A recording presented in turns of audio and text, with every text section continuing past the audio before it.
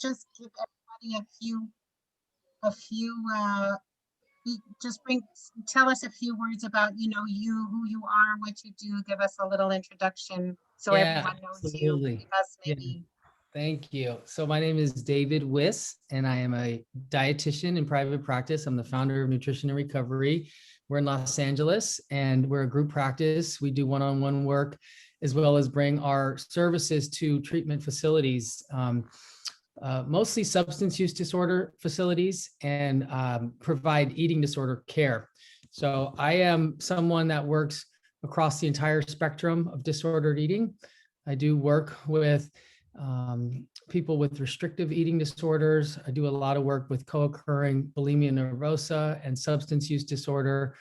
And I'm split between being a clinician and doing one-on-one work with people and being an academic. I just finished my 4th year of my PhD at UCLA in the School of Public Health, and I have a minor in health psychology.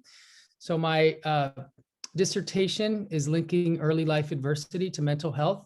So I've moved away from just being a nutrition-focused person to being in the broader domain of mental health. And so I have been fortunate to be involved in a lot of scholarly activities, and a lot of my publications are on food addiction. My efforts have been in merging the world of food addiction with the world of eating disorders. And I think what you're going to get from me today is something perhaps a little bit different than you might be used to. I actually did get news about an hour ago of a publication that was finally accepted and published. I'm going to put the link in the chat, and it is actually a review article on Overeaters Anonymous. So that might be of interest to some of you. And as with any scientific endeavor, we discuss some of the benefits as well as some of the criticisms. Okay. So yeah, I certainly have, hopefully that link will work. And if that link can be shared with anyone who watches this later, that would be great. The article is called Overeaters Anonymous, an Overlooked Intervention for Binge Eating Disorder. The talk that I'm going to share today is from the International Conference of Eating Disorders, which was about a month ago.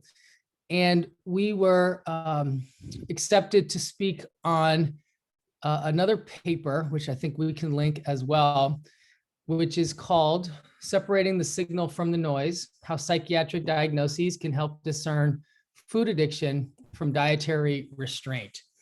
So the gist of this paper, and I'm obviously going to go through this in the next 40 or so minutes. There are some clinical vignettes, which we'll look at as case studies.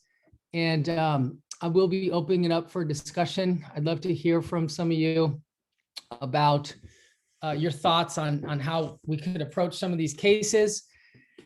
And in a nutshell, what I've really made an effort to do is help understand what a food addiction signal might mean in the context of the background noise, okay? And I'm gonna talk about dietary restraint and eating disorders today. So I also wanna state up front that I don't have any particular way of eating. I mean, we're all biased, but I'd like to think that I'm minimally biased with respect to my nutrition recommendations. I don't have an agenda. I don't follow any particular way of eating, and I'm certainly not here to convince any of you of anything. However, the point of this slide is to think about how our own personal dietary preferences can really affect our research as well as our clinical work.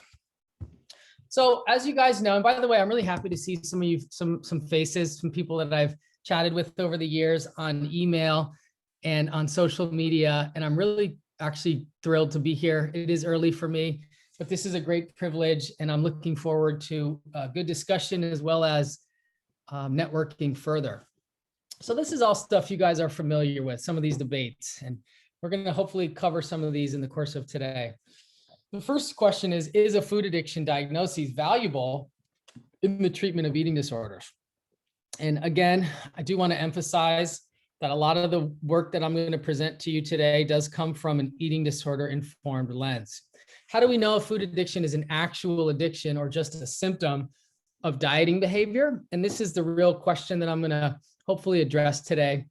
And should food addiction better be called an eating addiction, which is a behavioral addiction or process addiction rather than a substance related addiction? And I'm sure you guys are all familiar with some of these debates. And then if someone does meet criteria and does not have a history of pathological dieting, how do we treat this person nutritionally? And I'm sure some of you have some insight and answers and opinions there. As you know, language matters. There's a lot of semantic issues with food addiction, sugar addiction. Should we call it more specifically refined food, processed food? I recently heard of the idea of a food use disorder, which really specifies it being substance related. I do think language matters a lot, and I think there's some considerations we can make with respect to how we message this information. As you know, the Yale Food Addiction Scale is the gold standard for measuring food addiction, at least in the research world. It's been around now 13, 14 years, and it's in a second iteration. One of the major criticisms of the Yale Food Addiction Scale is that it doesn't adjust or consider or control for dietary restraint in a lot of the publications. So one of my major efforts in the last few years has been to address this major limitation by considering dietary restraint in the food addiction conversation. So just a little bit of the epidemiology. The worldwide prevalence of food addiction based on the YFAS is around 15%. Certain research shows that in individuals seeking weight loss, prevalence ranges anywhere from 6 to 17. And interestingly, these numbers closely mirror national prevalence rates for alcohol and substance use disorders. And I think that it's, safe to assume that there are some commonalities in terms of biological underpinnings. And,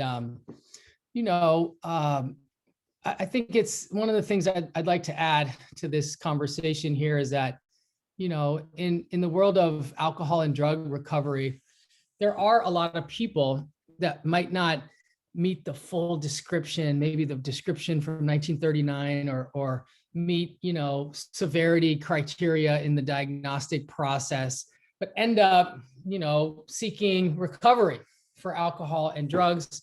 And I think it's safe to say that there's a similar phenomenon with food addiction. A lot of people that actually have it aren't being captured by treatment and recovery efforts. And I think it's safe to say that a lot of the people that are seeking it might not be a perfect match. Okay. And one of the differences between alcohol and drug addiction recovery and food addiction recovery, and I think this is one of the key points I want to address today, is that, with respect to sobriety with alcohol and drugs, it's very unlikely that would cause someone harm. Okay. It's very unlikely that seeking recovery, whether it be through 12-step, is going to make someone worse. And one of the criticisms that I've seen about sugar addiction and food addiction that I do happen to agree with is that there are cases when the wrong person is seeking treatment for it, and the treatment actually makes them worse because they're engaging in much more cognitive restraint, rigidity, and dieting behavior. I put together this diagram just based on prevalence to look at obesity, food addiction, and then the three main eating disorders in terms of their overlap. So this Venn diagram suggests that, there are going to be people that have binge eating disorder that also have food addiction as well as obesity, but there might be some people that don't. Similarly, those with bulimia nervosa, there's a pretty high co-occurrence with food addiction. And one of the commonalities between a lot of these eating disorders is the role of dietary restraint or restrictive eating, which we're going to talk about today. And so this just really highlights the magnitude of some of these problems. One of the mainstays in classic eating disorder treatment is what we call the transdiagnostic theory. One of the main tenets of this, and this is highly cited, very well-established work, high impact. Dr. Fairbairn's paper from 2003, really proposing that people cross over eating disorders in their lifespan, and that the actual diagnosis of the eating disorder is not as relevant to the treatment. And so what this means is that someone with, anorexia nervosa, binge purge type, or bulimia nervosa, or binge eating disorder would all kind of get lumped into this one category of eating disorders. And, I've had a problem with that for many years. I don't believe that eating disorders is a single category. I believe it to be quite heterogeneous. And so, one of the arguments that I've been trying to make is that this theory might be challengeable in light of the recent data we have on food addiction. In other words, all eating disorders are not the same. So as I mentioned, today we're going to talk about dietary restraint. We do have a book chapter from a few years ago that really presents divergent explanatory theories to think about the directionality between dieting, binge eating, and addiction like eating. One of the points that I've made here and I'm hoping to make today is that in some cases, people that misapply restraint and try too hard to diet, whether it be driven by body dissatisfaction or other reasons, it can actually make people's eating pathology worse. And this needs to be a part of the food addiction conversation. And I have noticed that it hasn't been, it hasn't gotten the attention that it deserves. So I'm really hoping that we can push forward discussion around body image and dieting, et cetera. So the models that were created in this chapter are very simple, and I think they're all things that most of us are familiar with. The classic model of thinking about binge eating is what I call the diet drives the binge theory. And I'm going to skip back. The diet drives the binge theory says that all binging is precipitated by dieting behavior. And, this is pretty well accepted. And the idea is that, once someone engages in dieting, they start binging, and that may lead to food addiction over time, all of which can cycle people back into dietary restraint. And then another kind of more recent theory is that the food environment is what drives addiction. And that's the theory of binge eating. So it's not necessarily just dietary restraint, but it's the presence of these highly palatable foods that are ubiquitous in our food environment that drive people to diet or not diet and drive people toward being addicted to food. And so these are saying very different things. And I think this is where a lot of the kind of split in our field stems from. Some people think that not trying to not eat the food is what creates food addiction. And other people believe that eating the food is what creates food addiction. And so it just seems to be a lot of confusion, a lot of different campsites. People are upset with other people. What one person is registering as carrying the message of their own personal recovery, someone else sees it as being spreading their disease, right? Spreading their dieting, et cetera. And I imagine that some of you are familiar with some of this energy. And my hope is to resolve some of it. So in my scholarly efforts, as I mentioned about my recent paper on Overeaters Anonymous, I always present both sides to the best of my ability, okay? So again, in the recent Overeaters Anonymous paper, we did write criticisms against it, which has to do with dietary restraint and weight stigma and some of these other issues. In the chapter, we covered 3 debates. The first debate is we need food but not drugs to survive, therefore food addiction cannot exist. So in scientific efforts, we argue against our points. And I think that's really, really important because it comes across as though we are not biased individuals with personal agendas based on our personal experience, but individuals under the process of scientific inquiry. Debate 2 is that food addiction could be as relevant to eating disorders as it is to obesity. And then debate 3 is that restriction, not food addiction, causes the dysregulated eating. Therefore, the notion of food addiction does more harm than good by encouraging more restriction.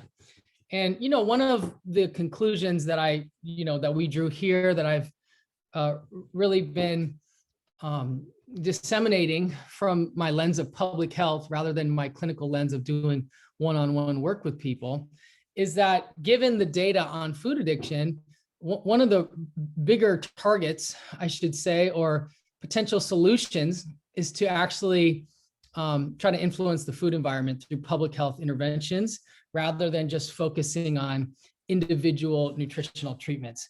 And I do believe in individual nutritional treatments. I'm a dietitian. I work one-on-one with people, but I do think that the value in some of this sugar addiction and food addiction data really can more so be about affecting policy rather than creating specific treatment. I also believe that food addiction can decrease stigma around weight. I think a lot of people assume that food addiction increases stigma by using the word addict, but they've done some research, and the food addiction explanation for weight control and obesity does not increase weight stigma, and it's actually quite the opposite. It results in lower stigma than the diet and exercise explanation. So I do believe that once we understand the neurobiology of addiction, and that includes food addiction, it decreases individual level stigma. Other research has shown that participants in some of these studies are less stigmatizing and blaming of quote unquote food addicted targets in the context of obesity. So once again, I like to say out with the personal responsibility and in with the neurobiology. This paper came out last year, and I really think it's an important contribution, taking the food addiction conversation to the public health level, which means that not just looking at individual level factors, but considering neighborhood, socioeconomic status, and societal level stigma. This paper is open access, and you can see the title up above. But essentially, what we've done here is created a conceptual model which does link food addiction to obesity, but it also considers psychosocial factors. So underlying drivers, stress, trauma, and adversity, particularly in the first 18 years of life. And then also considering factors that are even further upstream, how socioeconomic status and the food environment people live can be drivers of both stress, trauma, and adversity, as well as food addiction, and how the food environment by itself could also lead to obesity without food addiction. And importantly, to think about how the role of weight stigma in society affects people. And it is safe to say that weight stigma is a form of stress, trauma, and adversity, which can drive addiction like eating. And I think it's also safe to say that weight stigma drives dieting behavior. And we have a lot of evidence to show that people who diet have worse food addiction symptoms. So I think it's safe to say that individuals who try too hard to diet, whether it be low calorie, low carbohydrate, they end up having worse food addiction symptoms. That doesn't mean that all people who engage in those behaviors get worse and not better. It also matters how you define dietary restraint. And those are some of the things that we can think about. So this kind of brings together public health and, nutrition and medicine, and then sociology, psychology, and it puts it all together in one overarching model. That's what we're thinking about when we like to contextualize risk. So there's a lot of misconceptions about food addiction that I'd like to clean up. I do think that the classic eating disorder kind of approach gets so much more love and appreciation because some of the messaging comes across as very much more inclusive and body positive and non-shaming, and in promotion of moderation and anti-stigmatizing.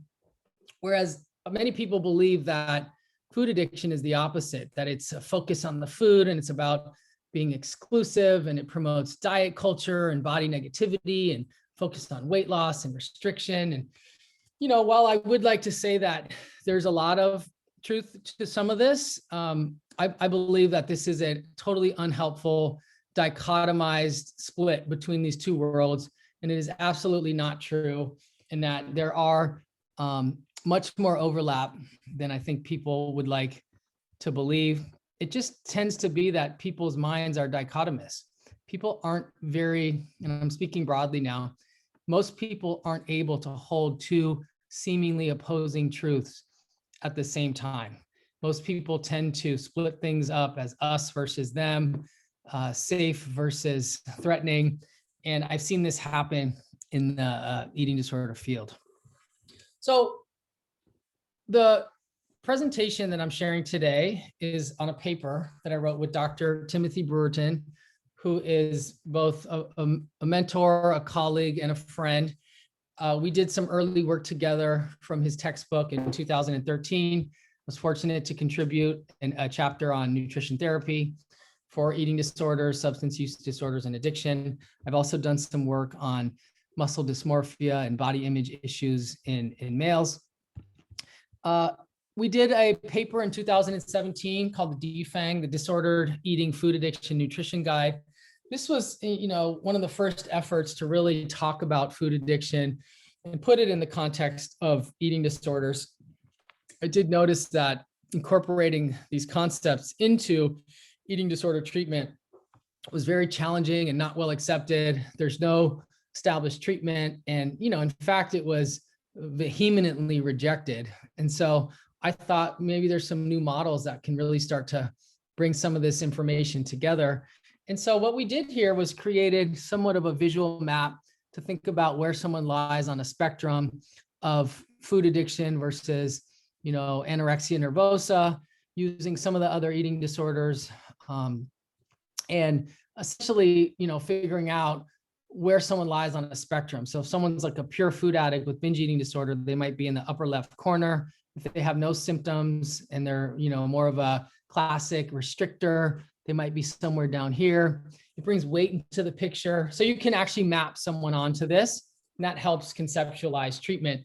We were using the presence of other substance use disorders as a way of better understanding whether or not someone was a quote unquote food addict. And what I mean by that is that in the assessment, in addition to using the Yale Food Addiction Scale, we're also looking at addiction history, alcohol, as well as other addictions, caffeine, nicotine, and even some of the process addictions. And that brings us to, what we're going to talk about today. As I mentioned, the title of the paper is Separating the Signal from the Noise. The signal is the true positive for food addiction, and the noise is the background, which we're kind of looking at as a false positive. And I'm saying it's a false positive because someone could actually score really high on the Yale Food Addiction Scale, but really be more of a dieter than an actual food addict.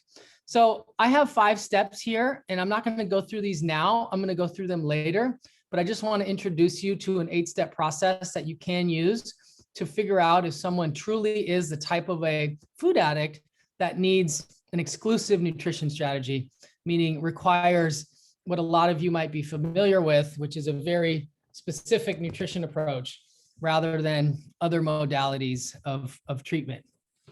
So we've identified many psychiatric diagnoses relevant to food addiction, of course, eating disorder and the role of restrained eating, substance use disorder. A lot of our papers focused on PTSD, including complex PTSD, particularly following early life adversity. Those are exposures in the first 18 years of life. And then 3 other diagnoses: depression or depressive symptoms, anxiety, and ADHD, all of which can be fit into a symptom picture to help figure out the best strategy. This is another conceptual model of some work that's currently under review. Really focuses on the impact of childhood trauma on substance use disorder, eating disorders, and food addiction by way of biological embedding. So there's multiple pathways by which early life adversity can affect our physiology. I'll cover some of those very briefly today. But in a nutshell, once childhood trauma is biologically embedded, it increases risk for all 3 of these disorders. They cluster and co-occur, and people seem to move through them across their lifespan. We know that substance use disorders and eating disorders can be associated with weight suppression, whether that be intentional or non-intentional, either through dietary restraint, through purging behaviors, or through drug use. And we also know that once people stop engaging certain behaviors, there is some weight gain. And quote unquote, obesity could lead to an eating disorder. It could lead to addiction-like eating, and people can stay trapped in this little cycle here. So I think this is an important way to think about how these 3 different I'll call them diagnoses, cluster, co-occur, and create feedback loops with one another. Just to briefly cover the biological embedding pathways, there are a lot of inflammatory pathways associated with trauma. If you've ever heard the term allostatic load, it looks at a lot of different biomarkers and creates an index value of how many biomarkers are out of range. We know that trauma and adverse childhood experiences affect the HPA axis, which is related to the human stress response, and cortisol is most well known. And it can affect epigenetic expression, particularly related to the glucocorticoid receptor. We know that dopamine is impacted by trauma and the assignment of value, also known as salience. And we know that there's some structural and functional changes that occur in the brain. So altogether, we know that, once someone has childhood trauma and this has actually become embedded into their physiology, it's a much more clear picture of what's going on with them rather than just looking at the psychological issues. So to summarize, and this is a great review paper of the biological embedding of childhood adversity, the early psychosocial environment can lead to several different biological changes that are interrelated to each other, whether it be epigenetics, inflammatory pathways. There's a lot of emerging data on the gut and how microbiome can be affected by stress and trauma. We're definitely looking at changes in the brain, stress reactivity. All of this can affect someone's developmental trajectories and lead to adult outcomes in the physical and mental health domains. So with substance use disorder, we consider alcohol, drugs, like I mentioned, other substances, caffeine, nicotine, in order to help separate the FA signal from the noise. So this kind of relies on the concept of addiction transfer that we see in bariatric patients. And, when looking at cross addiction, we can also think about other facets like impulsivity, which we know has some genetic underpinnings, as well as is affected by early life adversity. So, there's a lot of conversation happening in the trauma space. One of the big questions is why is that two people can be exposed to the same event, and one person has a heightened risk for psychiatric disorder and the other demonstrates resilience. So sometimes early life trauma can make someone stronger rather than more susceptible. And so it's important to acknowledge that the actual events themselves are not what lead to trauma or PTSD, but it's the effects. And that's why we call them, in the experience, I should say, which is why we call them adverse childhood experiences rather than adverse childhood events, okay? So it's the effects which vary based on the experience, and these are the 3 E's which have been published by SAMHSA. So an individual's genotype interacts with adversity and creates phenotypes that some, like I mentioned, are resilient and others have heightened risk. And this is through these biological embedding pathways where dopamine is affected, the amygdala is affected, and memory processing, which is the hippocampus, is also affected. This is important work. It just maps out what's really going on with respect to trauma. This is called the neuroimmune network hypothesis.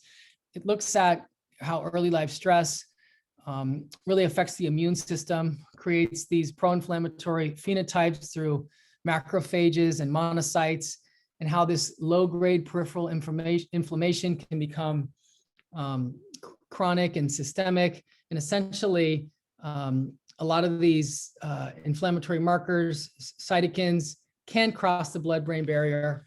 There's a lot of research happening on the blood-brain barrier, the microglia, and essentially we know that inflammation in the brain can lead to alterations in behavior. Okay, so we're looking at things like food addiction, drug addiction, alcohol, etc. We also know that poor diet affects inflammation directly. Okay, so chronic oxidative stress following low quality foods can affect redox signaling, neurotransmitters, which we know can make people more impulsive, lead to more cravings, and thus the cycle continues. So in 2011, Dr. Brewerton kind of proposed that, with PTSD patients and disordered eating, food addiction might actually be a form of self-medication. Last year, we published a systematic review and meta-analysis linking adverse childhood experiences to adult obesity by pooling several different cross-sectional studies of over 100,000 subjects. We found that there is a 46% increase in the odds of adult obesity following exposure to multiple ACEs. So individuals with multiple adverse childhood experience as measured by the ACE tool have almost 50% increase in the odds of being in a larger body later on in life. And I think, it led to one of these questions, well, why is this so? What are the mechanisms? Is this what a lot of psychologists like to think about as the protective measure theory, or is this actually some biological pathways? If you're not familiar with the ACE study, it is from 1998. A large paper funded by the CDC looked at managed care in Southern California. The original sample was not representative. It was mostly white insured patients. So they've done a lot of research on ACEs in the last 23 years on a wide range of different populations. But, some of the more salient findings were that having 4 or more ACEs increases the risk for alcohol and drugs by 5 to 10-fold. And this is from the CDC that looks at generational embodiment, historical trauma, how that kind of interacts with social and environmental factors, leads to adversity and can disrupt neurodevelopment, all of which affect social, emotional, and cognitive domains, lead to the adoption of health risk behavior, and essentially, create disease, disability, social problems, and early death. I'm just going to share some of the ACEs in case you're not familiar. This is being used in California in some primary care settings. It's looking at questions like feeling unsupported, living with a parent with mental health issues, being insulted, having lacked appropriate care, experience of physical abuse, sexual abuse. So there's some types of adversity that are in the kind of household dysfunction domain, and others that are more actual abuse or neglect. And I think it's safe to say that some of those impacts are somewhat different. There's also ACEs that can be measured in the community, in the schools, like experience of discrimination, bullying. There's some new questions that have been added about housing instability, food insecurity, incarceration in the family, et cetera. So there's a lot of recent data on early life adversity and food addiction. And it's not surprising given what we know about the link between early life adversity and drug addiction. And this is from UCLA.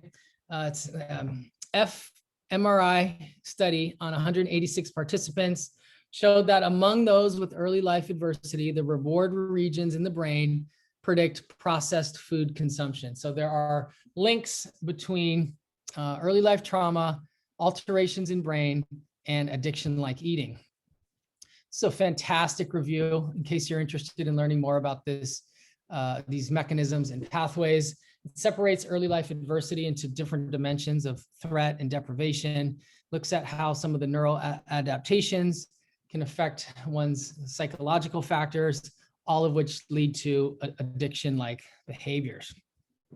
So depression is part of the model.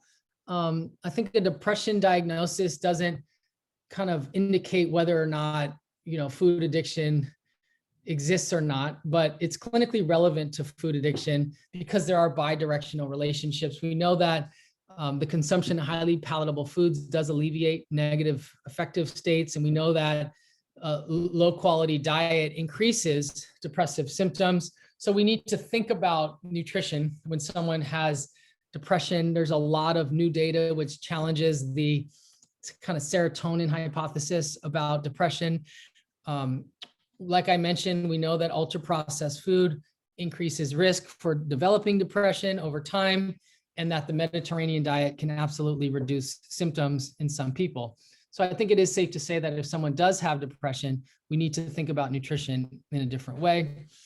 Anxiety is also correlated with food addiction. It's a known risk factor for eating disorders, substance use disorders, and PTSD. There are links between social anxiety and binge eating. Among adults with anxiety, impulsivity predicts higher intakes of sugar and saturated fat. Anxiety can be generalized. So you heard generalized anxiety disorder, but it's also possible that people have a lot of anxiety related to body image. And so I like to discern between the two. If someone has general anxiety or if it's a more kind of specific anxiety, that might indicate, high levels of body dissatisfaction and dietary restraint. ADHD is also relevant, and we'll talk about this in a minute. It's linked to impulsivity and worse eating disorder symptoms. A lot of the medications used for ADHD can have an impact on appetite. So there are people that gravitate towards these medications for reasons of weight suppression. There are people that have used these medications and end up with binge eating behavior. So I do think that this is an important diagnosis to consider when thinking about nutrition. Okay, so let's do this. I've got 3 clinical vignettes, and I'm going to read these, and I'll share with you our discussion of it in the paper. But I think it might be fun to hear from some of you all after I'm done to get some input, or maybe I'll even stop the share and see if I can't get some weigh in during. I have not looked at the chat box. Aha, someone posted the Barron's article. Thank you for doing that, Anna. Okay, this is Alma. We're going to call her Alma, 23-year-old single Colombian female from a troubled household. Her father was absent, had severe alcohol use disorder. She sought attention from older boys, specifically a lot of her brother's friends. She had some older brothers. She always loved cooking. She called herself a foodie. She liked to make Colombian desserts, and she played volleyball in high school. She loved sports. But unfortunately, an assistant coach who liked to drink and party with some of the high school students coerced her into sex. And this was an instance of statutory rape. And she did not return to the volleyball team in her sophomore year. She just totally lost interest in being part of the team. She became promiscuous and her grades started to decline. She began binge eating on processed foods every night. She also started drinking more soda, coffee, and energy drinks. By the time she was a senior in high school, she had gained 40 pounds. She tried a few diets, but they never lasted for more than 2 days. So that's an important thing to think about. There wasn't real dietary restraint in her story. After high school, she moved in with a boyfriend. She began vaping every day. She had kind of vowed to never drink or use drugs. She kept to it, but there is evidence of cross addiction into nicotine. They mostly ate fast food and food deliveries. She sometimes would cook or bake, but sort of moved more toward convenience eating. She had a job as an office administrator, and over time, she stopped responding to texts from her family, and she stopped posting pics on her social media. Her boyfriend cheated, and she moved back home, with her mother. And, it wasn't because she left, it was because her boyfriend told her that she had to leave. So mom brought in Alma for a psych eval. She was amnestic to the rape on her first session with the doctor. She was diagnosed with PTSD and DID, dissociative disorder. She was prescribed a few medications, and she started outpatient psychotherapy twice a week. And during therapy, she did open up about her sexual abuse. And when the trauma therapy started, her binging got much worse. She was referred to a dietitian who works in behavioral health and was given the eating disorder examination questionnaire and found that she didn't have high levels of dietary restraint. Based on the Yale Food Addiction Scale, she scored for severe food addiction, and her BMI was 36.8. I think this one's fairly obvious, so I'm just going to dive into the discussion, and I'm going to open it up on the next 2. So this is a clear signal of food addiction that's not blocked by the noise of dietary restraint. In other words, there's no dieting history. So we can't make the assumption that her food addiction symptoms are driven by deprivation or restriction. So there is a strong link from early life adversity and food addiction, like I mentioned, by way of biological pathways. It's also very likely that she had some biological susceptibility to addictions through her father, who had an alcohol use disorder. She was also a foodie prior to the incident. Meanwhile, she didn't cross addict into other substances. In some cases, absence of cross addiction might indicate less addiction symptomatology, but in other cases, this is not true at all. There's a lot of times when people only have a food addiction. It's their only real love. Alcohol, drugs, other substances can't even compete with food, okay?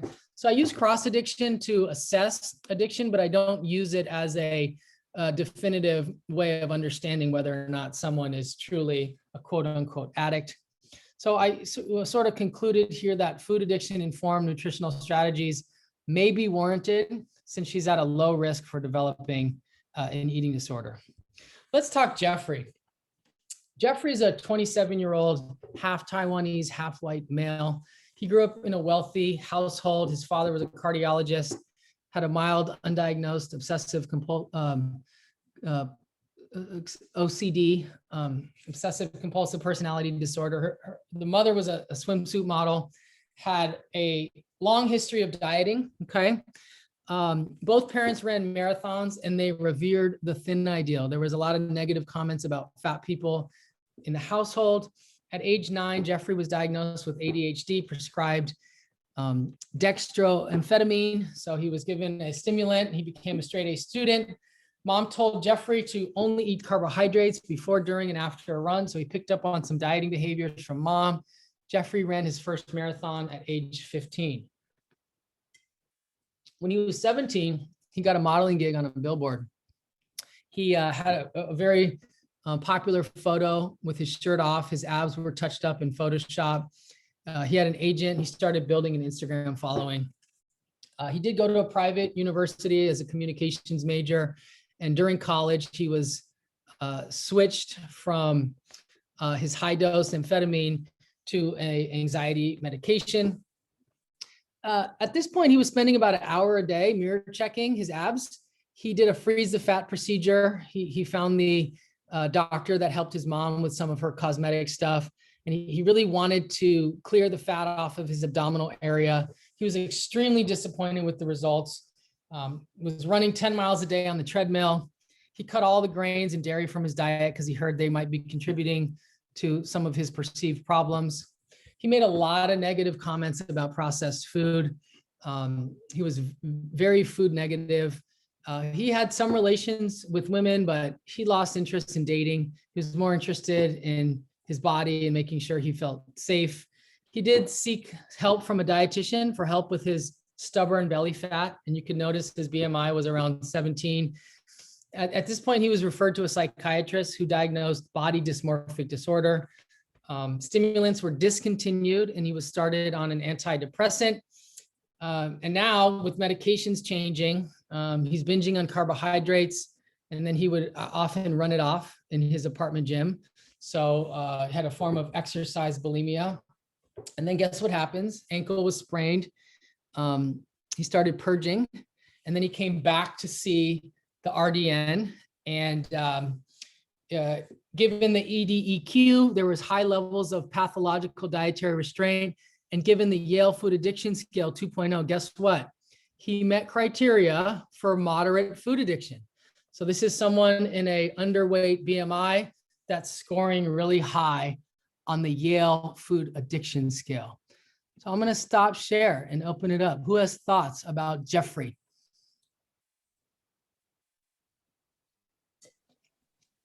This is Dave. I mean, he appears to me to be much more on the eating disorder side than on the food addiction side, based on his history, and that an abstinence-based model would probably cause a lot of harm. Excellent. Anyone else want to weigh in? Well, I think he definitely has addictive tendencies, and caused probably by the body dysmorphia to begin with. And and that's why I think like we have to be very careful about food plans with people and avoid restriction, period. And no matter who we're treating, because I don't think we can accurately diagnose really food addiction, which came first, the chicken or the egg. And so finding your own food plan, finding a food plan that works for somebody like him there would have to be a lot of talk going along with that about not restricting and why not to restrict and that kind of thing. And sometimes I think cutting the noise out and cutting the processed foods out is good, but then you can, see where you go on the carbohydrate curve. I, of course, I like a primal way of eating. I am married to a certain idea of eating. I'm not going to sit here and lie. Everybody knows it. And that doesn't necessarily mean super low carb or keto. And people are often surprised that I believe in a carbohydrate curve for people. Where can you find where you feel the best? So to me, like one of the things I like to ask people is how's your energy? How are your cravings? How's your mood? How are these things that only you can measure about yourself? And can that help inform you what's the best thing to do? Because I think people have to learn how to monitor themselves. They have to look for true evidence about themselves. And I can't do that for them no matter what. I can't give someone their perfect food plan. And so I don't know, this is a tricky trickster, this guy. I don't think I feel comfortable treating him. I would feel more comfortable sending him to someone like you. Yeah, thank you for that. And if you were to listen only to what Jeffrey had to say, he says, I'm a paying customer, I'm seeking treatment, I have food addiction, I need you to help me with it, right? As a practitioner, we might be tempted to have to get pulled along his goals or his wishes, right? And if we're seeing the world through a food addiction lens and we're only assessing sugar addiction or food addiction based on tools, and you're not assessing dietary restraint, other psychiatric diagnoses, and looking at the entire picture, you're going to miss the signal in all the noise, okay? You're gonna misread the signal. And like I said before, the difference between drug and alcohol and food addiction is that by doing a food addiction thing, which might be what this person wants, it might actually cause them more harm than good. And that is the major criticism against food addiction that food addiction practitioners need to start being more aware of. Okay, let's go to number C. Can I just say something? Like, one of the things that comes to my mind is that the Yale Food Addiction Scale as a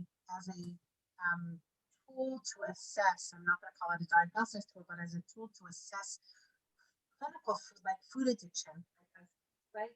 In this sense, we're talking about the Yale Food Addiction Scale as the tool to like assess whether he's a food addict or not. But what I was wondering if, let's say, a more in-depth diagnostic tool like sugar, right? Like the sugar tool, which is based on the long ADDIS, which would maybe be able to discern better and take more into account all the comorbidities that this Jeffrey guy would have, because I wonder if a more in-depth and specific diagnostic tool would actually prevent that type of what you're talking about, David, where like I'm seeing, okay, it says like, moderate food addiction on the food addiction scale. So I guess maybe it's just like he says he's a food addict, whereas whereas the sugar would take into account other things. That's just an interesting thing I thought of that might come out. Sure. And I think, what I'm proposing in the paper and today is that, we want to use other tools in addition to just looking at food addiction. And I would argue that, and I'm not an expert at the sugar tool, but I wouldn't call that more necessarily comprehensive, or because, what we're talking about when we talk about the Yale Food Addiction Scale is something that's been mapped against DSM criteria by the people who wrote the frickin' DSM at Yale, who validated this thing across hundreds of studies. So to suggest that some other tool that hasn't actually ever been in a single research study would be more robust and better than that doesn't register for me.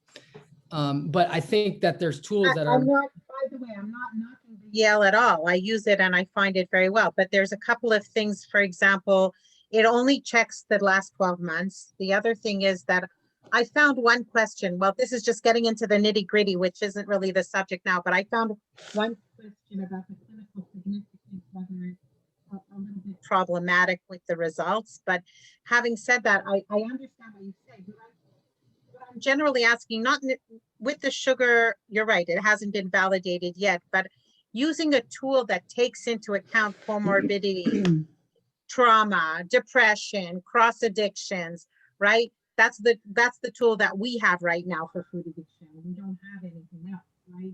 And yeah, it does need to get research validated. I totally agree with you on that. Or are there maybe other tools that also can be used, you know, to help assess with those things?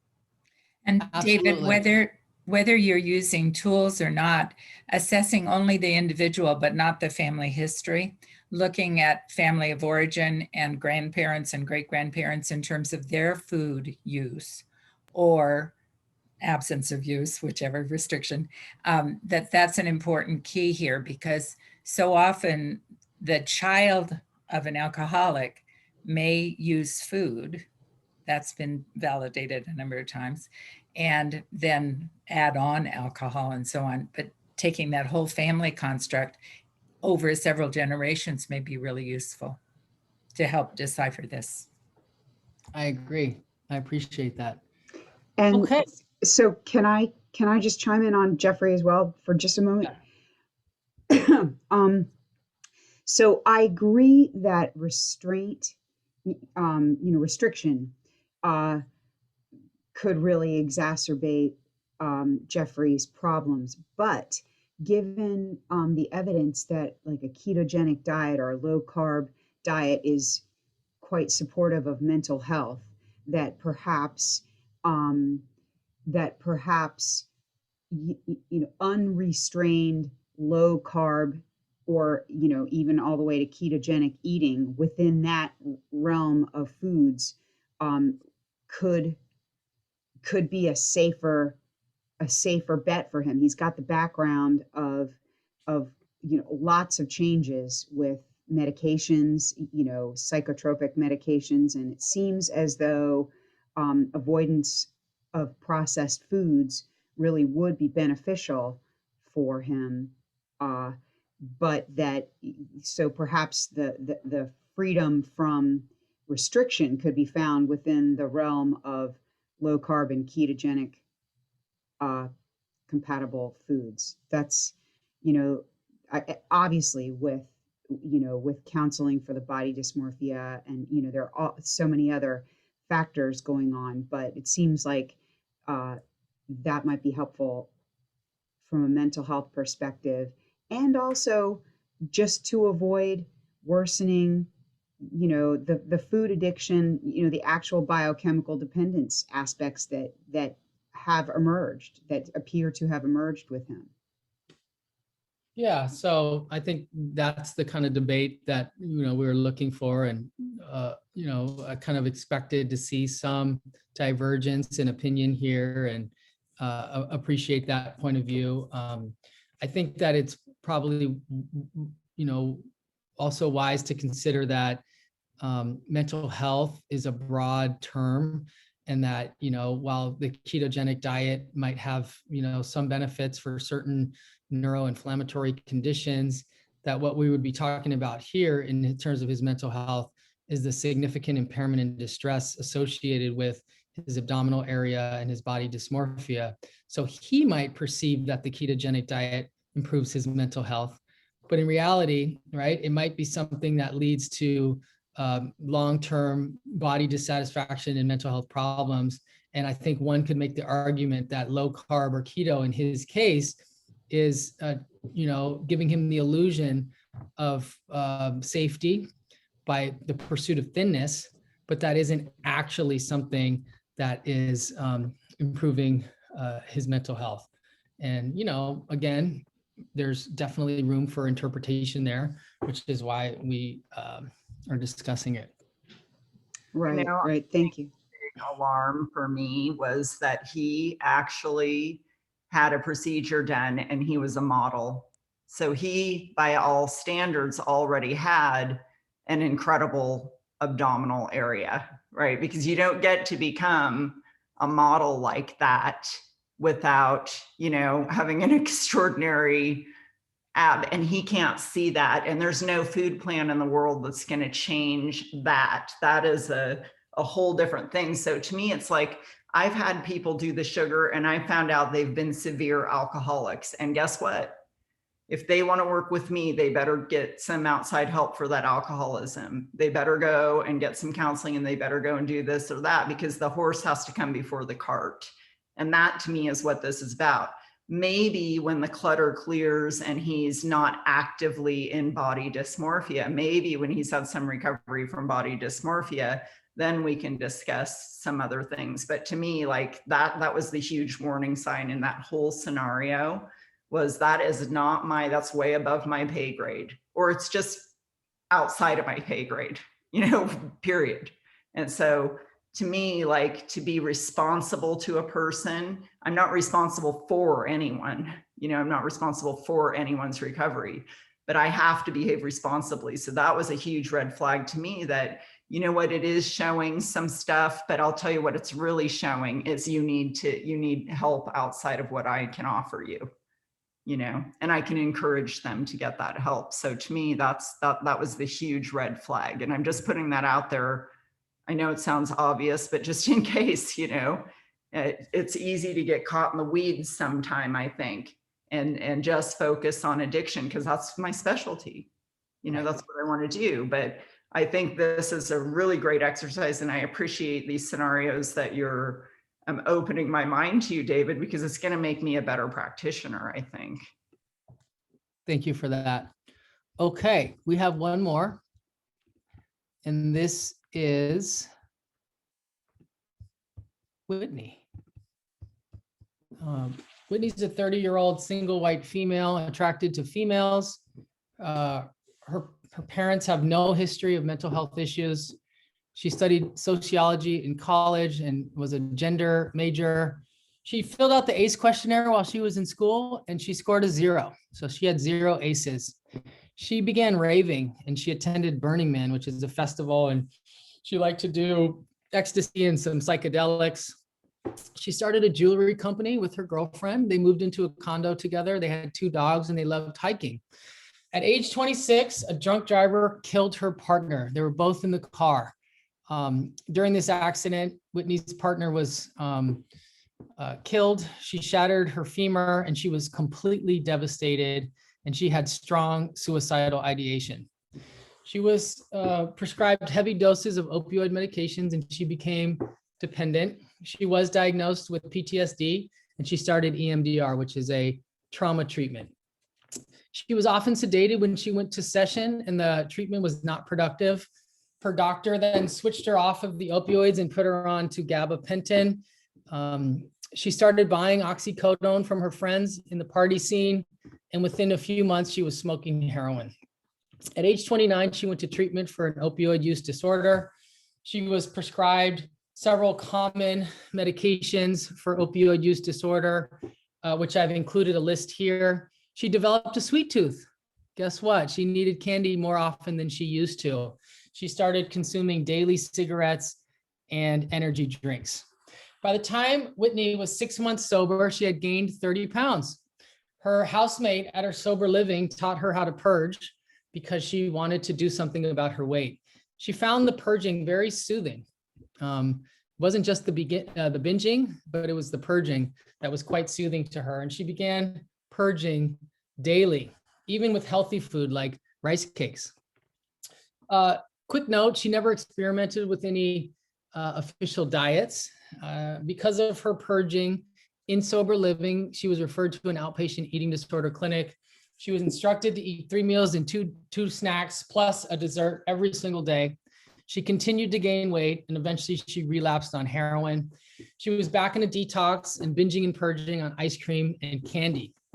She was referred to a behavioral health dietitian, and given the EDEQ, she had moderate levels of dietary restraint, and given the Yale Food Addiction Scale, she had severe food addiction. Who's up? Can everybody say addiction?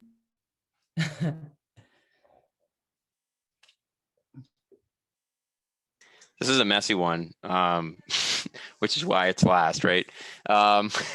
So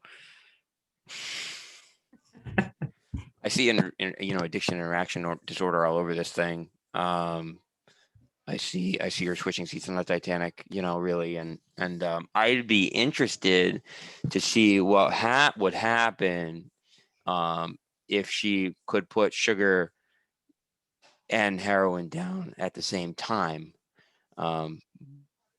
But I see a very problematic challenge with that in the eating disorder history. I really don't know. I would call Dave. That's what I would do. Okay. Yeah, Anyone you've else? still got the presumably the trauma issues, because when she was going through treatment, she was completely medicated out of her head. I mean, if you think about gabapentin, I saw quercetin is a real, I mean, it's just blocking everything off, isn't it? So if she's still taking those, whenever she withdraws from those or tries to stop taking those, presumably the trauma issues are just going to rear their ugly head again. That was such a horrible, terrible, life-changing incident for her. That seems really critical, and she was kind of doing really well at that point in her early 20s. Teresa?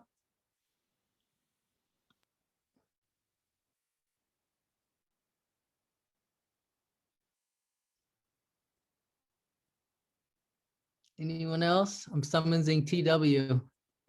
So I'll just add that it seems like obviously the unresolved trauma, the trauma kicking off this vicious spiral, that I wonder if temporary abstinence um, from sugar and intense carbs at the same time that she's supported in heroin abstinence, if that could end up being temporary until she gets stabilized with trauma, with trauma work, psychological work, that perhaps those brain reward pathways have not been deepened to the extent, because of late, comparatively late onset, that it might not need to be permanent abstinence. But it seems like just for stabilization, that that heroin, like the drugs and perhaps carb intensive foods, abstinence would support her trauma work, and it might then allow her, it might recede perhaps to a more of an eating disorder, a resolved eating disorder status. But I do think I would be inclined to see stabilization, through abstinence, as a wise temporary measure. I would go back up. Oh, sorry. Go ahead, Cynthia. I would go back to the very beginning of the discussion, that she said she had 0 on the ACEs. That's very unusual. And to have the gender identification issues, that to look at that and to see what, again, in terms of family of origin, what history is involved in that, what triangles are there, what else is going on, because it's a nice study. It's a really good study. And it's like, oh, let's jump in with these things that are close up and personal, as opposed to those things that are perhaps farther back and were more indicative of problems earlier, and perhaps at birth or in the family prior to her birth. So One thing, let me add about ACE. Give me a second, Zippy, about ACE scores is that the 10 classic ACEs measure ACEs in the household. So you're looking at direct household related issues.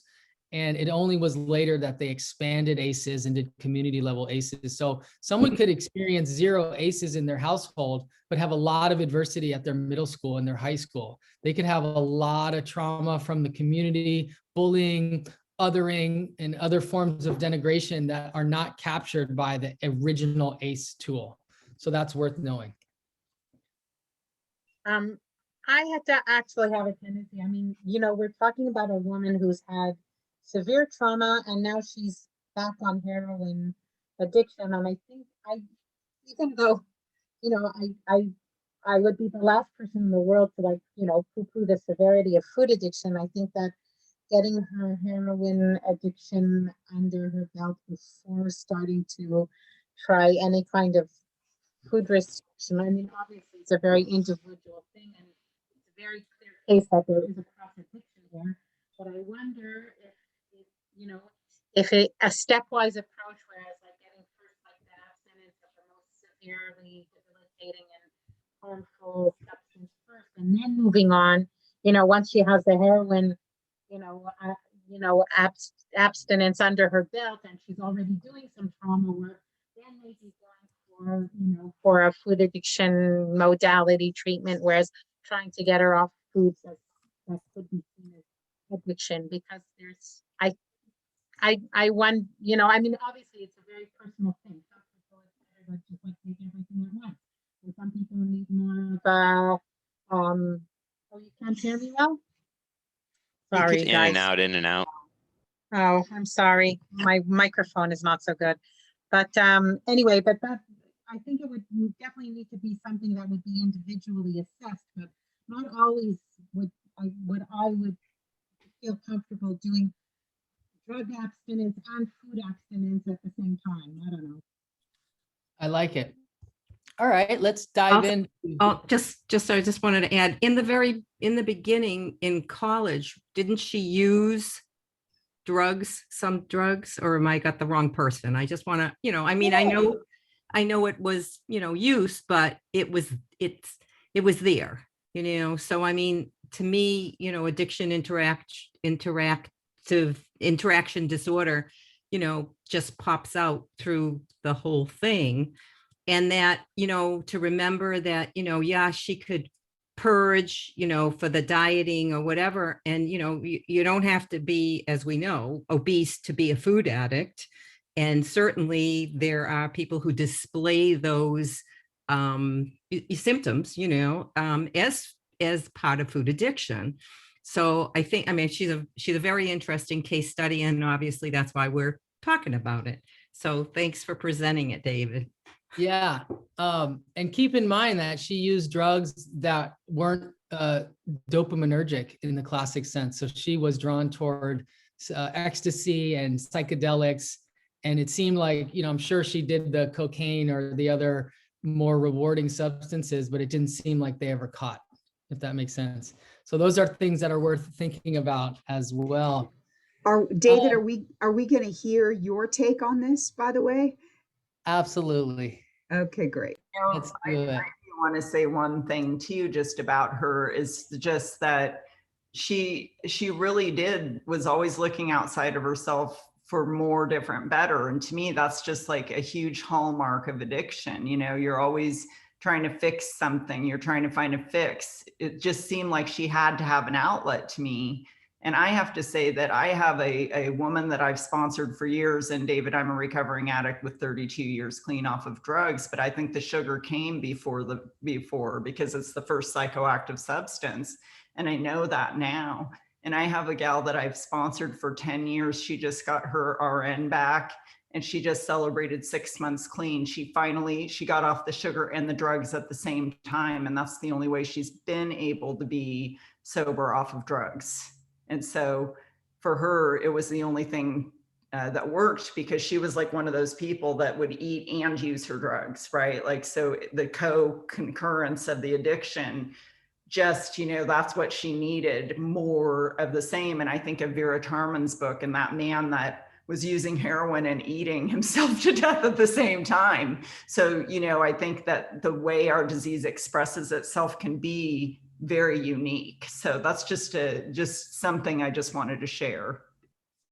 Yeah, and I think it highlights the different phenotypes that exist within the addiction umbrella, right? There are some people that are, like we mentioned, family of origin, genetic or biologically driven from early age. In this case, does seem to be like there wasn't clear addiction until after the PTSD, right? And after the exposure to the opioid medication, right? So she didn't become a heroin addict before that.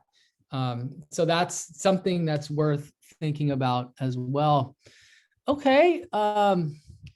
So Whitney, I think that this could be interpreted or treated either way.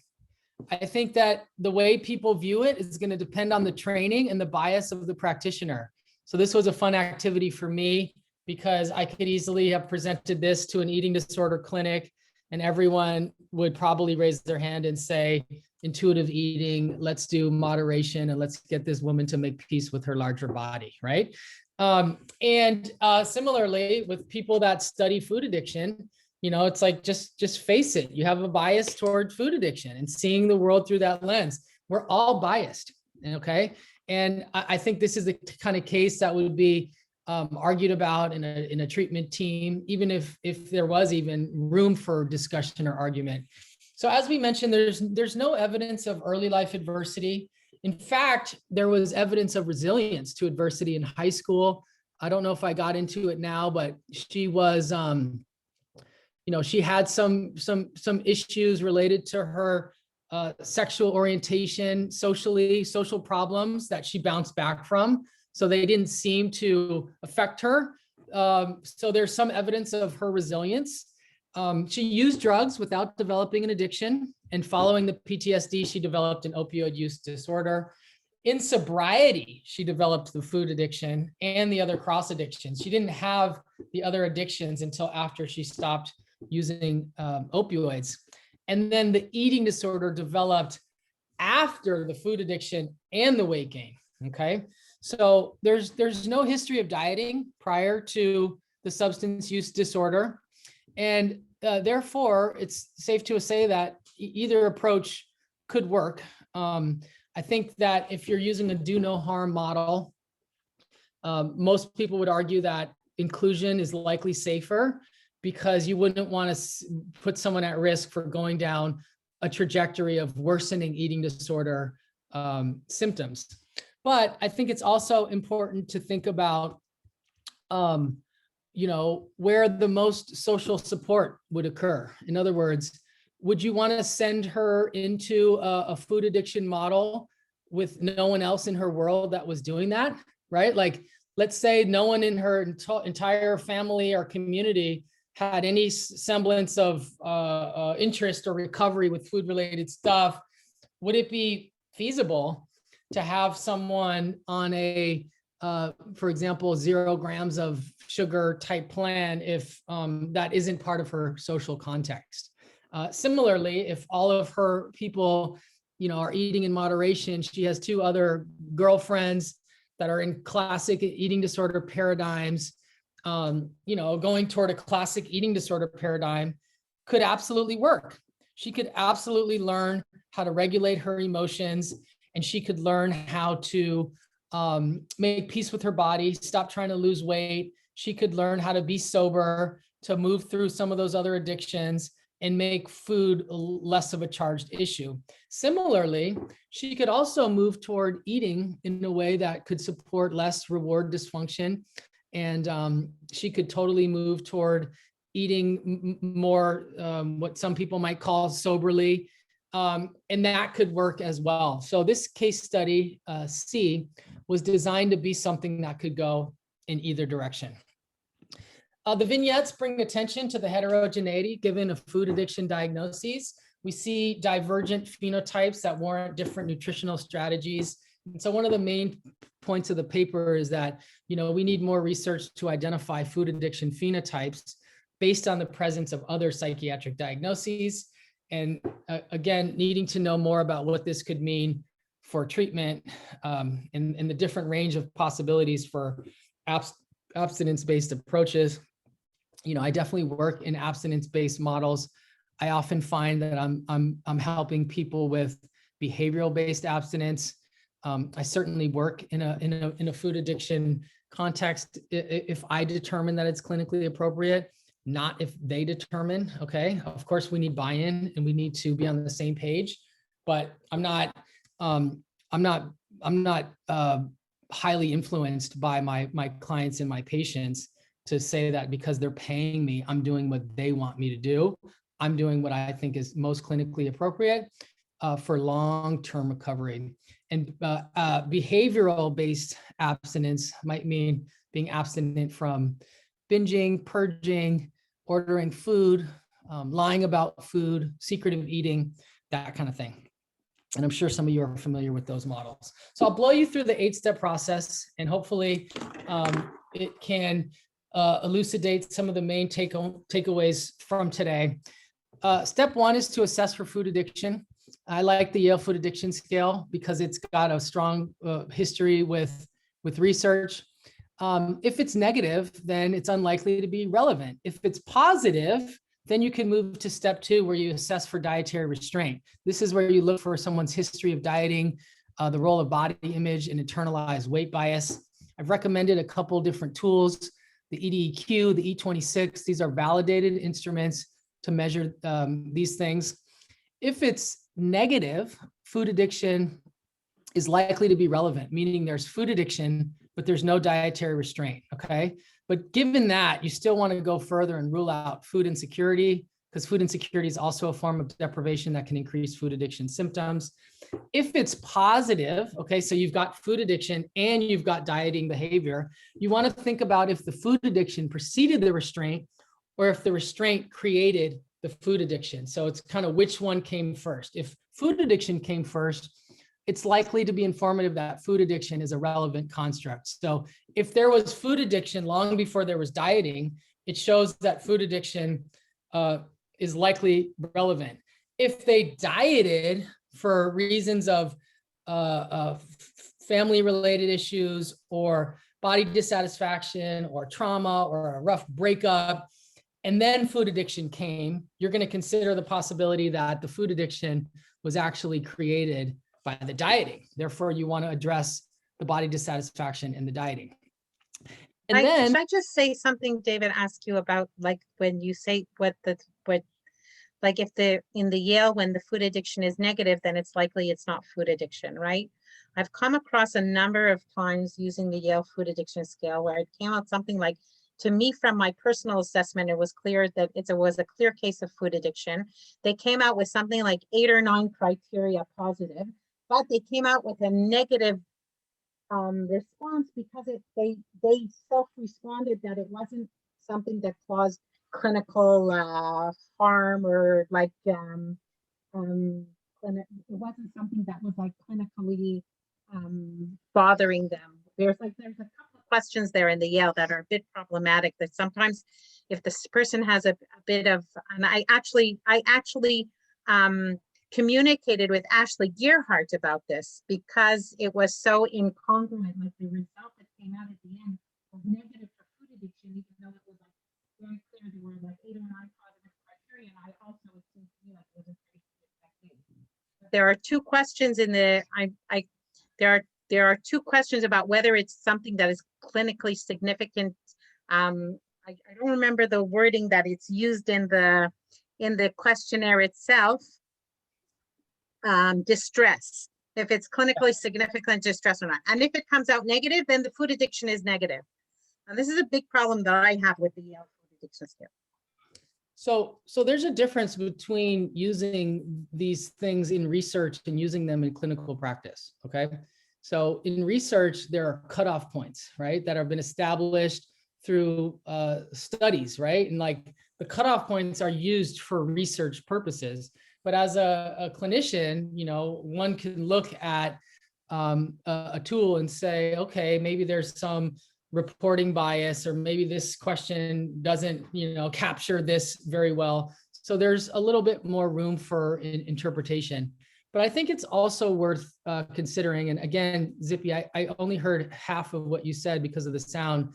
But I think it's also worth considering the possibility that if the Yale Food Addiction Scale doesn't capture food addiction, but you see food addiction, that might be because you have a strong bias towards seeing that, and you're looking for that as a confirmation bias because you want to help that person with that, and you want to treat that. So you want to see that and you want to do that. And that's also worth thinking about.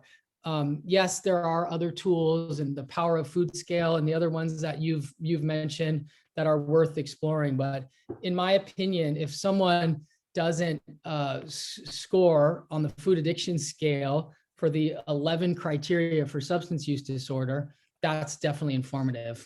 Absolutely. I totally agree with you with that. I'm talking about the when it comes out negative, but it's like 8 or 9 positive criteria out of the 11. You know, those are the cases where I start wondering. And I understand totally what you say about the idea of like the bias, and I'm something that I'm very aware of as a food addiction professional.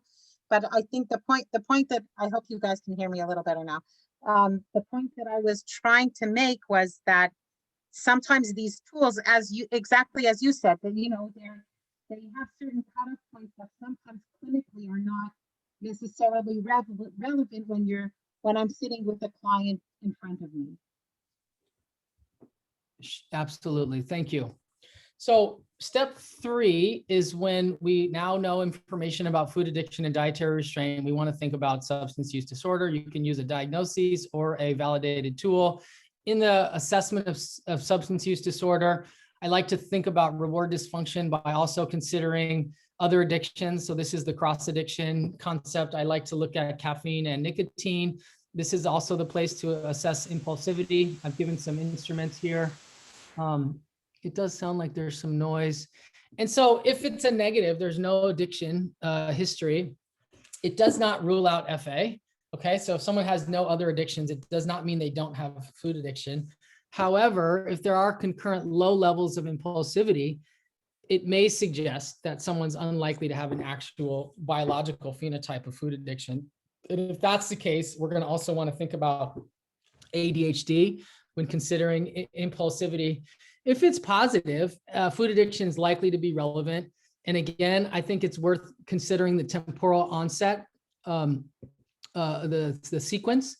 If substance use disorder came first, it may indicate that inclusive nutrition strategies are the most practical, meaning the drug addiction drove the food addiction, which mean that they might not need to do something severely drastic about their food addiction symptoms.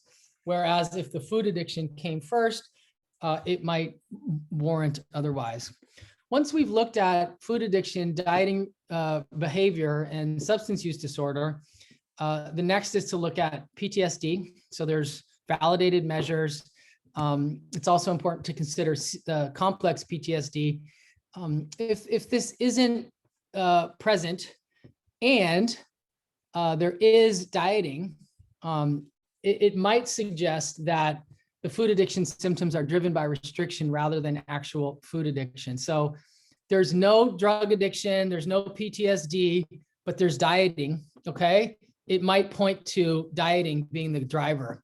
There are exceptions, and that would be if the food addiction preceded the restraint, as I mentioned. However, when there's no SUD and there's no PTSD, it might be worth thinking about using inclusive nutrition strategies rather than exclusive. And then if it's positive, okay, it's pointing more toward food addiction being a relevant construct. And this is true whether or not there's a substance use disorder history. However, when there is all of the above, including substance use disorder history, it likely strengthens the confidence in the food addiction signal. And then after looking at PTSD, we look at early life adversity. This is the first 18 years. There's several validated measures. We talked about the ACE, and I've listed some others. And the early life adversity suggests biological embedding. So if it's negative, there might be less biological embedding, and certainly later life trauma can alter physiology, but an absence of early life adversity might indicate that inclusive nutritional strategies are more plausible. There are some cases of early life adversity in the absence of PTSD, which can indicate high levels of biological resilience. And if someone is showing a lot of biological resilience, that might also mean that inclusive nutrition is warranted. And then if positive, this is when I'm able to draw a really firm conclusion about food addiction, okay? There's the presence of early life adversity, PTSD, and substance use disorder, and there's no evidence of dietary restraint as the predisposing risk factor, this is when someone like me say, okay, exclusive or restrictive nutritional strategies might make sense. There's biological embedding, there's cross addiction, there aren't eating disorder symptoms. This might work. And this is key, this is big, assuming there's adequate resources, assuming they have finances to pay for their own food, to cook their food, assuming they have social support, assuming they have other people that are going to support them in taking this approach, as well as access to nutritious and unprocessed foods. And then finally, the last three diagnoses can be helpful to think about depression. If someone has very low levels of depression, being more inclusive does make sense. But if someone is highly depressed and they're not responding well to medication-related treatment, it may be worth making some drastic dietary changes, including the exclusion of highly processed foods in order to improve their mood. If there's anxiety, we want to consider if it's related to body image or not. If there's not anxiety, then again, it may indicate inclusive nutritional strategies. But if there is, you want to discern between body image related anxiety, which might indicate dietary restraint, and if the anxiety is not eating disorder related, it's possible that improving someone's food by excluding certain foods can be warranted, as well as safe. And so I always put safety first. And lastly, when there's ADHD, you want to think about if the eating behavior has been altered by the stimulant medications. If it's negative, but there's high levels of impulsivity, it may indicate a higher likelihood of FA. So we use this 8-step process, moving to the next steps to consider, is this someone that would benefit from a exclusive nutrition strategy or a more inclusive? So to summarize, dietary restraint is a primary contributor of the noise in the food addiction signal. This is the background noise that makes the interpretation of food addiction less clear. Most eating disorders are treated with an inclusive nutritional strategy, and for good reason. I think it's safe to say that failure to recognize and treat trauma and PTSD is a major contributor to poor eating disorder outcomes, and that a proper interpretation of an FA diagnosis might actually improve treatment using an exclusive approach in some cases. And most importantly, this is my really key message, is that we need to think about tailor-made hybrid models where we merge these different philosophies and bring it together using some trial and error, which is difficult to do when someone's in an inpatient setting, and figure out someone's personal sweet spot between inclusion and exclusion. I do think that dismissing food addiction as a clinical entity is ill-informed and not helpful. The impact of contemporary westernized foods might be contributing to poor eating disorder outcomes, and this is something that community is not willing to take a look at. Key point is that eating disorders are far more heterogeneous than the transdiagnostic theory originally proposed. All treatment models must be trauma-informed. Food philosophies must be dynamic. In my opinion, a provider that has a single food philosophy that extends their personal food philosophy to everyone that comes to them, regardless of what they're dealing with, is more beneficial to the provider than it is to the patient. And that's a really important message. Food philosophies have to be dynamic, and that's a hard thing to do. And to be honest, I haven't met a lot of people that are able to do it. And I do think it's one of the reasons that I've been successful, is that I'm able to move across different food philosophies and not be so stuck on a singular approach. So one size will not fit all in food addiction treatment. Collaboration with the client and patient is critical. You do have to get buy-in and get people to be on the same page. This is a handout that is recently produced by the California Department of Public Health. It is about trauma-informed nutrition, summarizing what we know about ACEs, and that trauma adversity can disrupt biology and exacerbate an unhealthy relationship to food. And there are a list of adverse food-related experiences that a lot of us see through our clinical work. Food insecurity, body shaming, a loss of food traditions, food reward, shame, etc.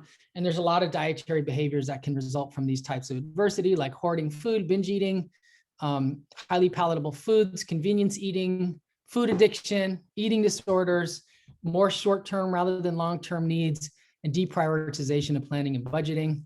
So a trauma-informed approach can include acknowledging historic and systemic trauma, focusing on holistic well-being rather than obesity and BMI, refraining from overemphasizing personal behavior change.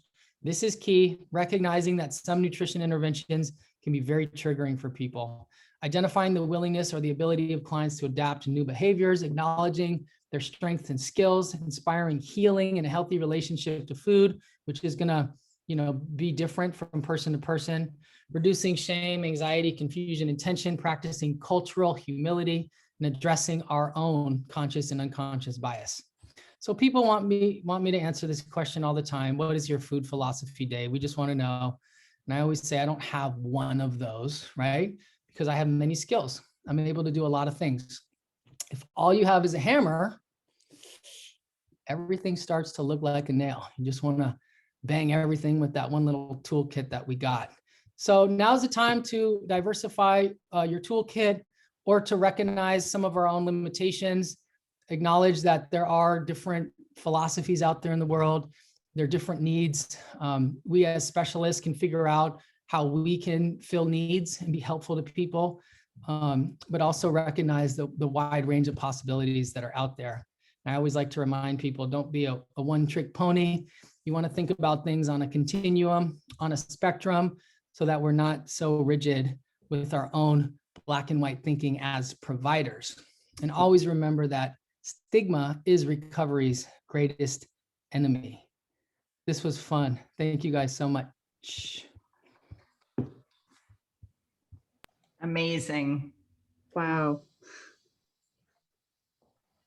Thank you so much, David. Does anyone have any questions for him? Well, I just want to thank you for opening my mind. I wrote down safety first, and I also wrote down, is the intervention itself triggering? A lot of times you find the addict mentality, all or nothing, and people want to rip the Band-Aid fully when they're going from eating nothing but processed foods. And I really think, sometimes stepping down and finding your sweet spot along the way is good. We all want to look for, what's the right thing to do. And I constantly am trying to tell people to eat as many foods as they can without triggering, and of course, from the perspective of my bias of whole natural foods, but still, I think that this was an excellent reminder not to be a hammer looking for a nail. So thank you so much. I'd be interested, David, in knowing, since you maintain a diverse, you rely on diverse eating patterns, in your guidance for clients, which ones do you have become more go-tos for you than others?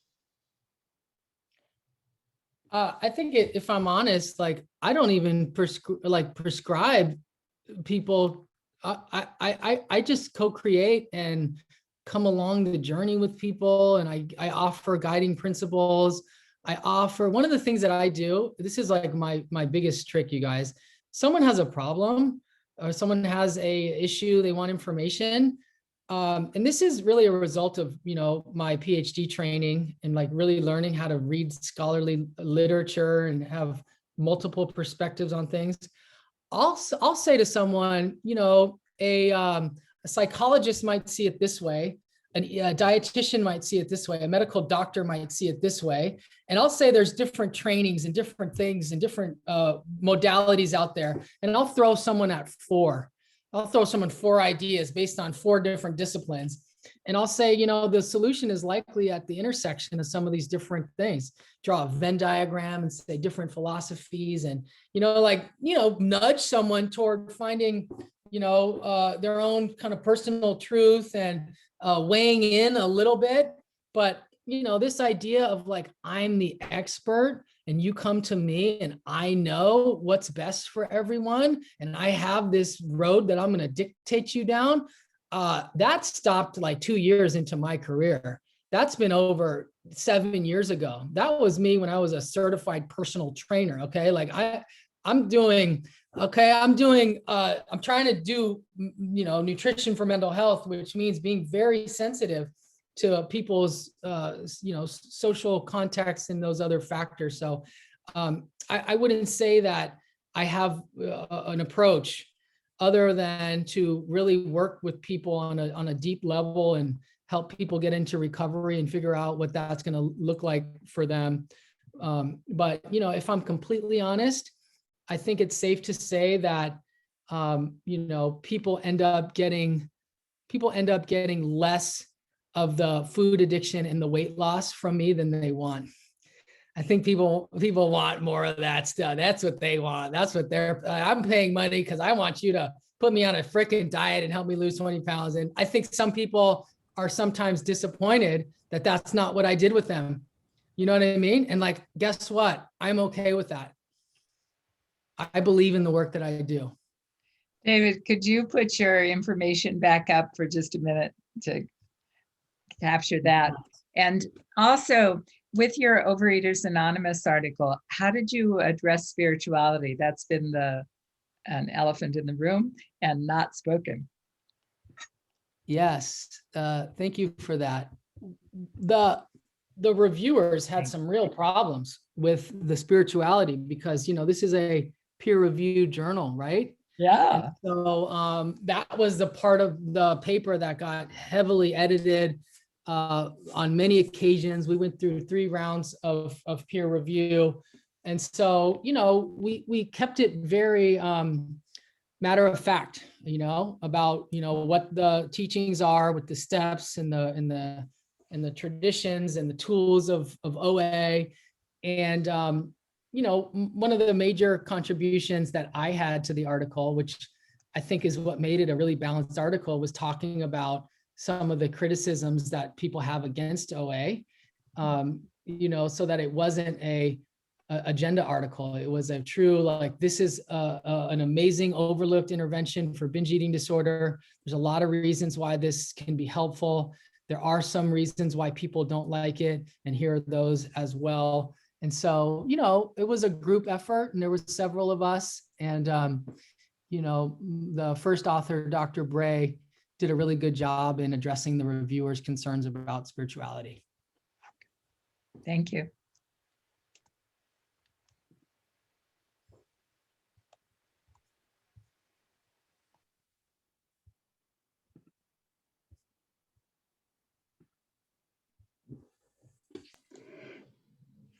We can't hear you, Zippy. Oh. All right. Anyone else? We don't want to keep David too long, but if anyone else has any questions, I'm sure he's also happy to respond to them via email. He's very responsive. I harass him all the time. David, I wondered, the paper itself, like I know on page 14 of the paper, it looked like on the screen, 29 gives your 8 method approach. Is the paper available for anybody? Is it public? Yeah. Yeah, it's in open access. So if you Googled WIS signal noise, it'll pop up. Thank you. I actually think I already got it, but I don't know where I filed it. I think that because I've heard you before, so somewhere and got it, because I think that's so helpful. Thank you. It's pretty ahead, dense until you get into the until you get to the clinical vignettes, but it's worth reading if you're looking for references. Yeah. I was just going to ask you a quick question about the map that you shared with us, the DFANG, like the map that has the quadrants. Does placement on that map need to be, like, does that assume that that the person is still an active addiction? Like, does that map or model accommodate recovery? in any way? Yeah. Like, anyway, just made me wonder about that. We had a very fleeting view of that, but it looks very interesting. Yeah, thank you for that. It is designed. Bye, Dave. Good to see you. It is designed for treatment settings. The purpose of the tool was so that if you're having a multidisciplinary treatment approach, okay, there's a dietitian, a therapist, a psychiatrist, right? Like there's a team, and you want everyone to be on the same page roughly about where this person exists on this continuum. Because if the dietitian sees food addiction and the therapist sees classic eating disorder, right, they're getting confusing information, and the psychiatrist checks in with them and they don't know what's going on, and everyone has a different point of view about a client's care. The client is confused and frustrated. They don't know what to do. So the point of the DFANG tool was to map out this continuum of possibilities, and let's all sit down with the treatment team and the client and figure out, here's where you are. You're a little bit more on the addiction end of the spectrum rather than the thing, but you're not fully there, right? So that means instead of eating, highly palatable sauces on every meal, you're going to have, maybe dessert twice a week rather than 4 times a week. Okay, because maybe you need less highly palatable foods. Whereas like if you had all the real tales of addiction and not the other stuff, it might make sense that you had dessert 0 times a week, right? And so those are the different possibilities that exist. And so getting people on board with that, including the client or patient during treatment and recovery, is what the DFANG was created for. I actually created it while working at an inpatient setting that integrated eating disorder and substance use disorder. And that wasn't just academic philosophy. Like we were having treatment team meetings and we were frustrated and people, right? And so that tool came from a clinical setting. Thank you. That certainly makes sense. And your 8-step process is so interesting. And I look forward to really, understanding that better and working and using it as a tool. Thank you so much for this. And you don't have to use all those instruments to use the 8-step process. You can use your clinical intuition a little bit.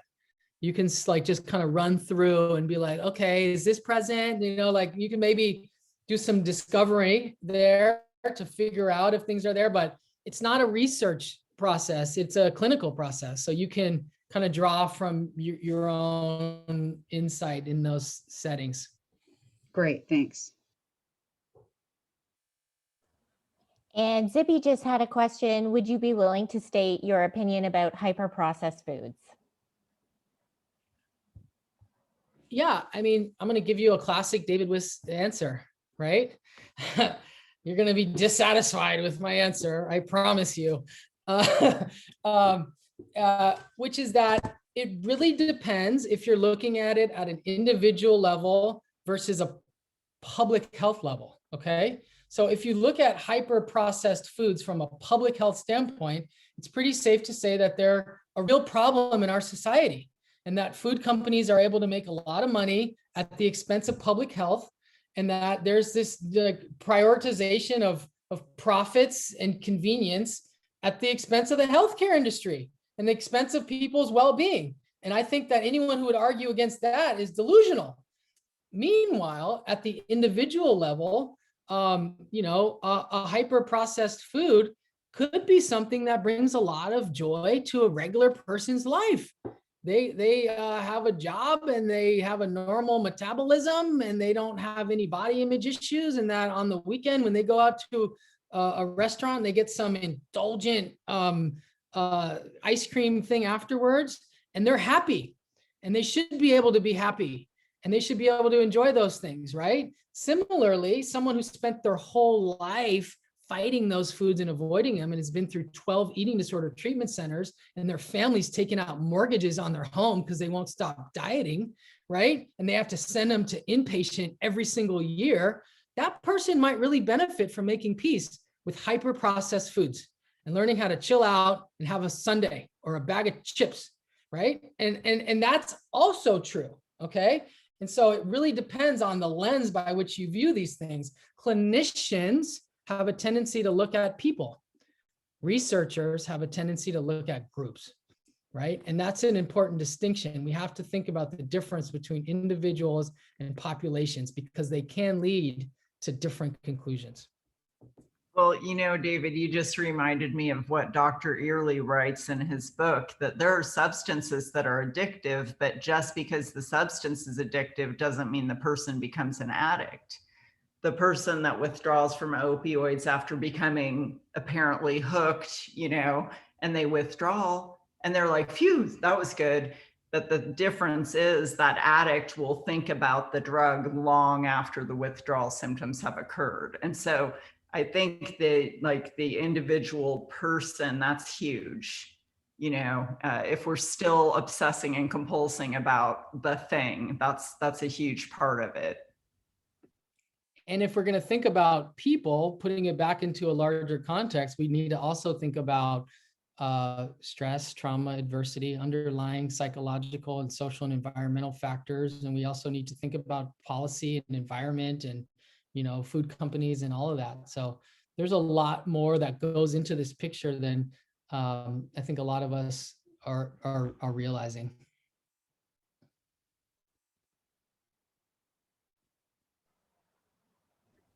I just want to add one more thing, you know, just because I don't eat, you know, treats like keto treats or this or that, I'm not opposed to them if they fit into someone's, because if you're not going to be able to follow a food plan, you know, that works for you personally. And we have people that have children at home and they want to be able to make a birthday cake and they want to be able to, but they can't tolerate the sugar.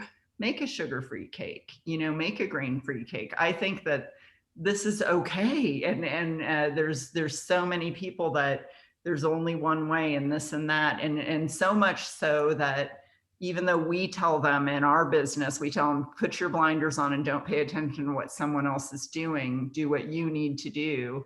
It's still difficult to almost like, I don't know. I wonder if you have any advice on helping people to really find their own food plan and really believe that that's okay to do. Do you get what I'm saying?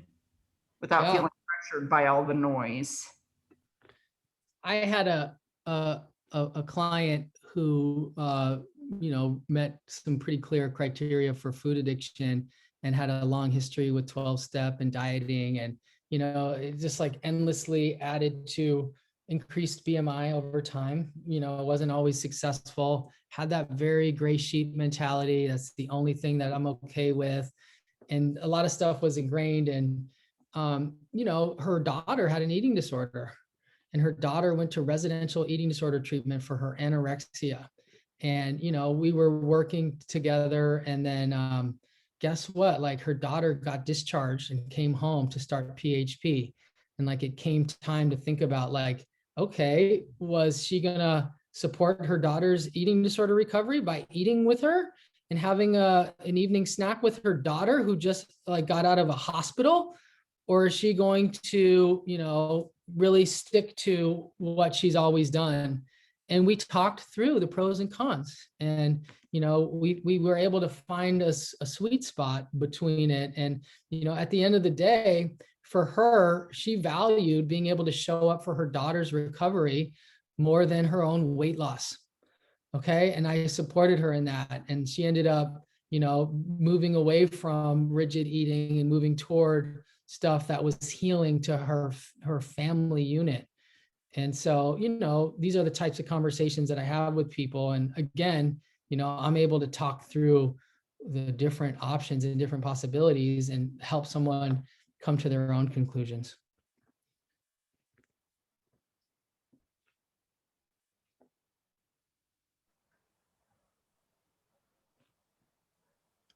All right. Well, thank you so much, David. This has been incredible. Just so powerful. I could listen to you talk all day. I listen to your podcast on repeat. So I think you really opened a lot of eyes today, and hopefully, you know, everyone else, when they're working with people, will be like, what would David do too? Right So on. thank you for taking the time today to share your message with us. And it's just been so delightful. I appreciate the opportunity and I look forward to further conversations and networking with you all. Thank you. I appreciate your integrity.